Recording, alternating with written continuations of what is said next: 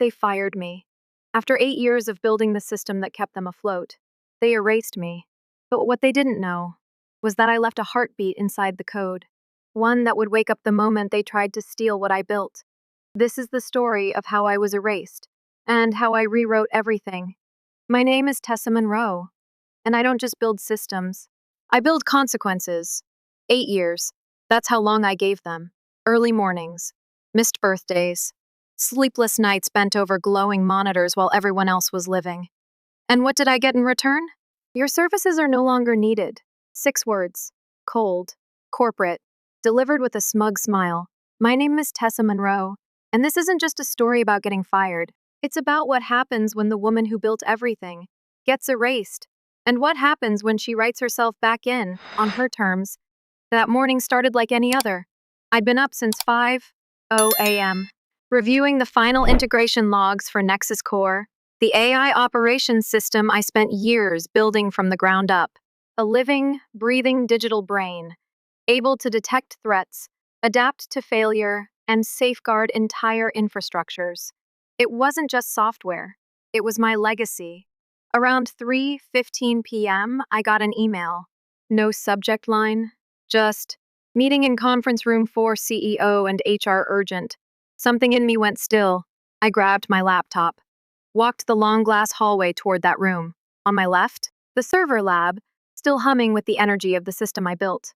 On my right, a wall of photos from Ashridge Solutions' key milestones. I was there for all of them. And yet, I wasn't in a single photo. Inside the room sat Charles, the CEO, steepled fingers, fake concern in his eyes. Next to him was Margaret from HR. No eye contact, not even a greeting. Charles spoke like a man reading someone else's eulogy. Tessa, we appreciate your contributions, but we're moving in a new direction. Effective immediately, your role is dissolved. I didn't react. Not with anger.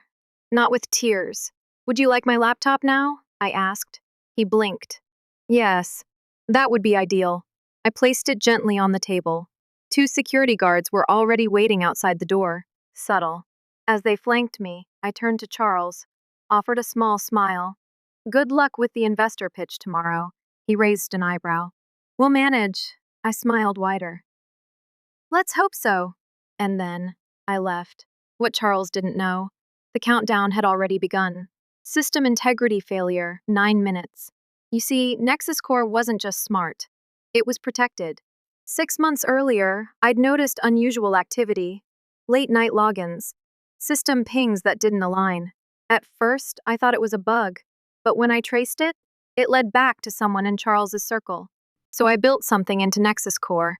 Not to destroy it, but to defend it in case someone ever tried to take me out of the loop. Because the biggest threats, they don't come from hackers. They come from inside. The moment they revoked my credentials, the system interpreted it as hostile. It didn't crash. It protected itself, just like I designed it to. At minute 1, the system logged an authentication breach. Minute 3, process loops began, internal code scrambling. Minute 6, engineers saw error floods on every terminal. Minute 9, total lockdown. Nexus Core stopped responding to everyone, and I was already home, sitting on my couch, drinking chamomile tea, watching a reality show I wasn't even paying attention to. I knew what was happening without even checking my screen, because I built what was happening. And the thing about building something from scratch is, you know how to break it too. At exactly 5:12 p.m., my phone rang. Unknown number, I answered. Tessa, it's Eli. Eli, lead systems engineer. One of the few good people left at Ashridge. You didn't hear this from me, but the system's down. Completely. Charles is freaking out. They think it's sabotage. I smiled to myself. And what do you think, Eli? He paused. I think you built something too smart to be handled like that. And I think Charles is finally learning what happens when you burn the woman holding everything together. He hesitated. They're going to call you. They need you. 10 minutes later, another call. Rachel, Charles's executive assistant. Charles would like to speak with you. It's urgent. A car is being sent. Tell him I'm busy, I said, sipping my tea. Maybe tomorrow. Tessa, please. That word told me everything. This wasn't inconvenience. This was fear. Because Nexus Core wasn't just a system, it was their entire future, and now it didn't trust them anymore. But it still trusted me. I walked to my desk, opened the drawer, picked up a black USB drive. The fix. Not sabotage. Not destruction. Just clarity. Boundaries. Ethical defense. Because I didn't build Nexus Core to hurt anyone. I built it to protect what matters, even if what it was protecting now was me. The car they sent was black, sleek, corporate, fitting, really, like they thought they could still control the narrative. Wrap the mess in tinted windows and executive upholstery. I let them wait another hour before I stepped inside. Not because I was trying to be petty, because they needed to feel it. The delay, the loss of control, the fear that maybe I wouldn't come back. That maybe. They couldn't fix this without me, because they couldn't. When I walked into Ashridge headquarters, the air felt different, like panic had settled into the ventilation system. The hum of quiet chaos, people whispering, engineers hunched over monitors, red error messages blinking like open wounds. Charles met me in the boardroom, hair unkempt, tie loosened, eyes tired, but still trying to play it cool. Tessa, he nodded, like this was just another meeting. I placed the USB drive on the table. He stared at it like it might bite him. Can you fix it? I didn't sit. I didn't smile. I can. He let out a shaky breath, relief pretending to be confidence. Good, let's get started then. Not yet, I said. He blinked. Excuse me? We need to talk first. His posture shifted, spine straighter, jaw tighter. You think you're in a position to negotiate? I met his eyes, calm as stone. I know I am. He hesitated. But he didn't argue. Because even he could see it. The board breathing down his neck, investors rescheduling meetings, engineers throwing up their hands. And Nexus Core? A fortress that had sealed itself off. Until I walked back in. What do you want? He asked, like it physically hurt him to say it. Recognition, I said. Full credit. My name on every patent, every document, every press release. He scoffed. We paid for the development. You paid for a product, I said. You didn't pay for understanding. And you definitely didn't pay for loyalty. He didn't reply. I want 25% equity in the platform, I continued, retroactively vested, and a permanent seat on the board. His mouth opened, then closed, then opened again. That's insane. No, I said. Voice even. It's fair. You erased me. I'm giving you a chance to write me back in. Because, without me, there is no Nexus Core. He clenched his jaw. The board will never. They'll agree if they want their investors to show up tomorrow, I said. Because right now, all they have is a broken platform and a very expensive failure. Silence. The kind that makes men like Charles sweat. It took 3 hours. Legal drafts. Edits. More edits. Rachel, still his assistant, bringing in revisions like her hands were on fire. He tried to drop my equity to 20% in the third version. I didn't argue. I stood, picked up the USB. If the paperwork doesn't match what we agreed on, I said, pausing at the door, the system stays offline, and your company goes with it. 5 minutes later, the corrected contract was in my inbox. Signed. Sealed. Legally binding. I returned to the boardroom. Set the USB on the table like it was nothing. This will restore access, I said. But it'll also do one more thing. Initiate an oversight loop. From now on, every admin change gets reported back to me. Every major update. Every access shift. Charles stared at me. So, you're watching us?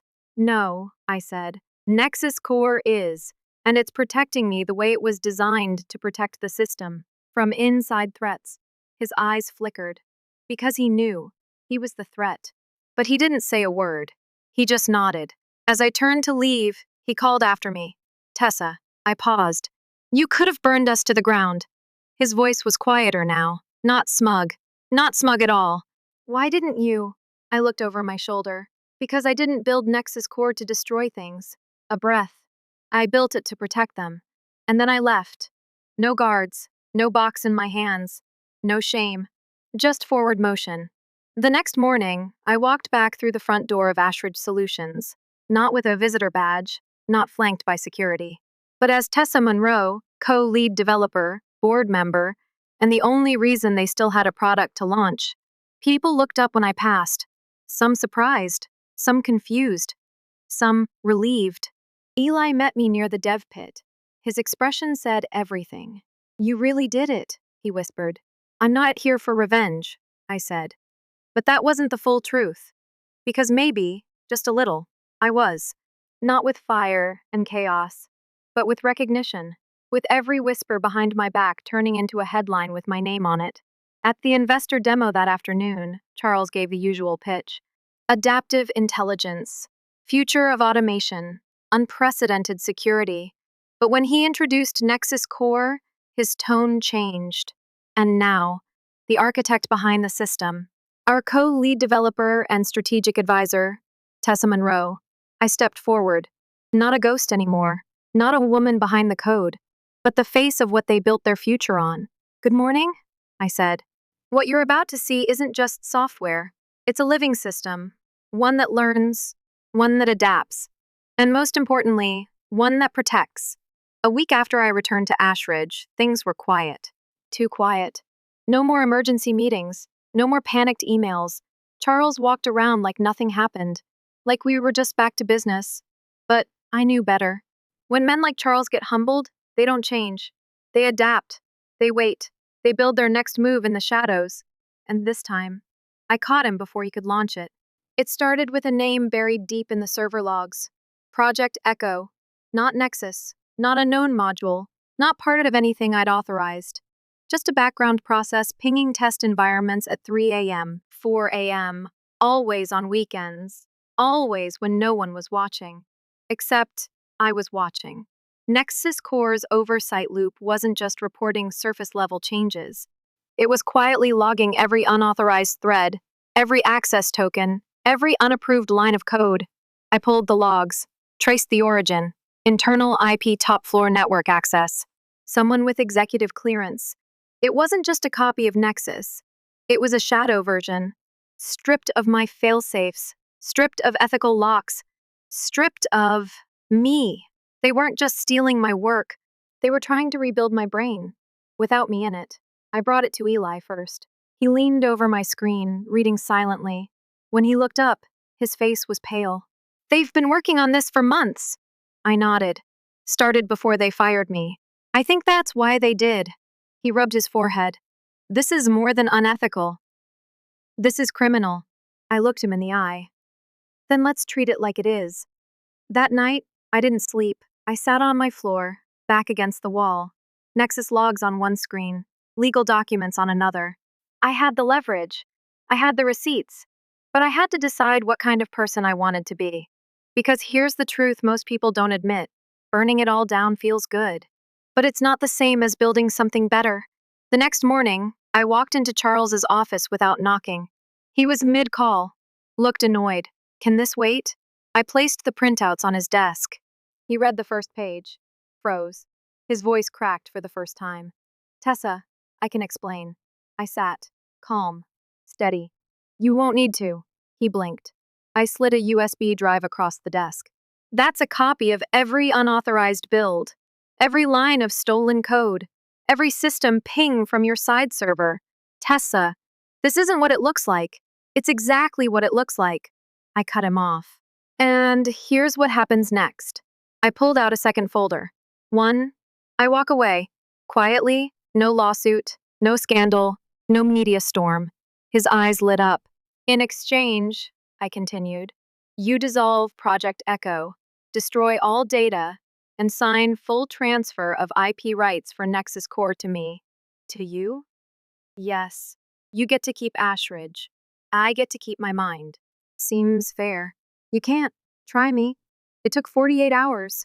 Their lawyers panicked. PR team drafted responses they never had to use. Charles tried to buy me out. I refused. He tried to threaten. I laughed. By Friday afternoon, the paperwork was signed. And just like that, Nexus Core belonged to me. I left Ashridge with no farewell party, no gold watch, no framed photo on the wall. Just a quiet walk down the glass hallway, the same one I walked so many times before, only now, I wasn't just leaving. I was letting it go. Not from weakness, but from clarity. That weekend, I rented a small workspace above a coffee shop in Midtown. No board, no shareholders, just me, my code, and the idea that maybe I didn't have to fight for space anymore. Maybe I could create it. Eli joined me a week later. I'd rather build with someone who gives a damn, he said, plugging in his laptop. We started from scratch. New name, new system, new ethics baked in from day one. Not another Nexus. Something cleaner, smarter, built not for power, but for purpose. One night, after debugging for 6 straight hours, I sat alone in the dark. The city buzzed outside. My tea had gone cold, and I whispered, not to anyone in particular, but maybe to the version of myself who thought being fired meant failure. They didn't clone me. They reminded me who I really am. 3 months after I walked away from Ashridge, I got an email with no subject line. The body was one sentence. We'd like to discuss the potential of your system. Off record. Signed only, JM, DHS, Cybersecurity Division. I stared at the screen. Let it sit there for an hour. Because deep down, I knew. This wasn't just interest. This was surveillance dressed as opportunity. The next morning, I met them at a neutral site, a rented conference room inside a nondescript federal building in D.C. Everything was beige. Carpet, walls, even the coffee, but JM wasn't beige. She was steel in a blazer, late 40s, hair tied back, eyes that scanned like they were mapping terrain. She didn't smile. Miss Monroe, she said, extending a hand. What you've built is light years ahead of current federal protocols. Nexus Core isn't just a system, it's a shield, and we need it. I said nothing. Let her keep talking. Cybercrime is evolving faster than we can legislate. State actors, rogue networks, even AI drift. Your platform could help us build an autonomous defense grid. Think DARPA, but adaptive. I finally spoke. You want to weaponize it? She hesitated. Just for a second. We want to protect national infrastructure, hospitals, airports, power grids. You give us Nexus, we give you scale, security, and 10 figures. I let that number sit there. 10 figures. Enough to buy silence for 3 generations. Enough to walk away forever. But that wasn't the part that caught me. It was this. In return, she added, you step back. Advisory role only. We'll handle the core. I nodded slowly. And in that moment, I realized something. They didn't want the system. They wanted control of me without having to deal with me. Just like Charles. Just like before. I thanked her for the meeting. Said I'd think it over. She slid a card across the table. You have 1 week. I went home. Sat on the balcony. Watched city lights flicker like neurons. Kendra brought me tea. Eli sat across the table with his laptop open, still troubleshooting a bug that didn't matter. I'd told them about the offer. Eli looked tempted. Kendra looked wary. Neither said what I needed them to. Because only I could make this choice, I stayed up all night. Not coding, not planning, just asking myself, what am I building? And who am I building it for? By morning, I had my answer. I met JM. In the same beige room. She didn't shake my hand this time. We ready to sign? Not quite, I said. I've decided to license Nexus Core, but on my terms. She raised an eyebrow. Terms? I handed her a document. Simple. 2 pages, plain language. Clause 1. Full access granted only to healthcare systems. Clause 2. No integration into weapons or surveillance infrastructure. Clause 3. Oversight remains with my foundation. Not you. Not the government. Me. She read. Quietly. Slowly. When she looked up, her expression was unreadable. You're walking away from billions. I'm walking toward something better. You think control equals corruption? I think unchecked power writes its own morality. She didn't argue, because she knew I wasn't wrong. That night, I rebranded. Nexus Core was no longer a private system. It was now Aura, autonomous, unbiased, responsive architecture. And it didn't belong to a company anymore. It belonged to the people who needed it. Small hospitals, nonprofits, schools, social work organizations, free license, protected use, No backdoors, no exploitations, just code that cared. Some tech blogs called me naive, said I left money on the table. Maybe I did. But I also left behind a part of myself that used to think being respected meant being accepted by the old system. Now, I was becoming the new one. Weeks passed, then months. And something shifted. Young developers started messaging me. College students, female engineers, queer coders, veterans.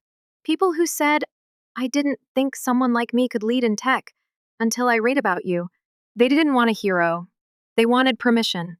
To be bold, to say no, to build on their own terms. And I gave it. Not by lecturing, but by living it. One quiet, intentional line of code at a time. They tried to sell my soul, so I showed them who it belonged to. It was supposed to be a quiet Thursday. Light rain. Empty inbox. A perfect day to refactor a few back-end modules in peace. Then Eli called. His voice was tight. Flat. Not his usual self. We've got a problem. I sat up. What kind? He didn't answer right away. Then, you remember Lucas from the Toronto node? Lucas was one of our earliest collaborators. A bright mind. Charming. Charismatic. The kind of person people followed instinctively. I remembered trusting him. He's been pitching Aura. My stomach dropped. Internally? No, Eli said. Internationally. Unlicensed. A modified version, stripped of your licensing guardrails. Silence. He's been shopping it to a private tech group out of Berlin. One of their board members flagged it. Thought it was weird your name wasn't on the deck. I didn't say a word. I didn't shout. Didn't cry. Because when you've been burned enough times, you learn how to move quietly through fire.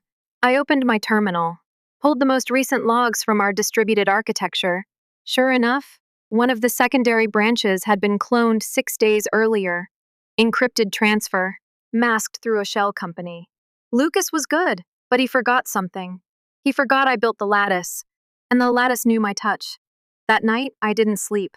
I drafted legal notices, reviewed international IP laws, contacted our Berlin whistleblower, documented everything. I didn't go after Lucas in the dark.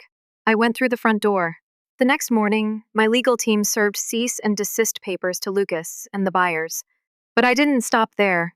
I posted a statement publicly, on my blog, on our dev channels, on LinkedIn. It wasn't a rant. It was a line in the sand. Aura was built to protect people, not profit from them. Anyone who tries to exploit it, no matter how close they once stood, is acting without my consent. And without my silence. The response was instant.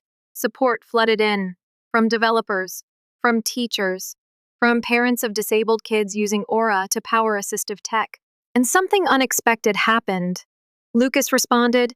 He posted a video, a carefully rehearsed apology. But halfway through, his voice cracked. I thought you'd never let me lead anything. I thought, you were building a world where there was only room for one. I watched it twice, and for the first time in a long time, I felt sadness instead of anger. Because maybe that's what power does. It makes people forget that some fires are built to warm, not to burn. We settled the dispute privately. Lucas was stripped of all access. His forks were erased. His name removed from all future documentation. But I didn't blacklist him. I didn't sue him into the ground. Because I didn't want to win that way. I just wanted my work to stay mine. 6 weeks later, I stood on stage in Lisbon, speaking at the Global Ethics and AI Summit. Eli sat front row. Kendra watched from backstage, arms crossed, proud but quiet like always. Behind me, a simple slide. Build systems that don't need secrets to stay safe. I told them the story. Not all the details, but enough. How I was erased. How I fought back. How I chose purpose over profit. And how the system I built now lived in hospitals, in classrooms, in shelters, anywhere people needed protection more than they needed surveillance. When I finished, the room went quiet.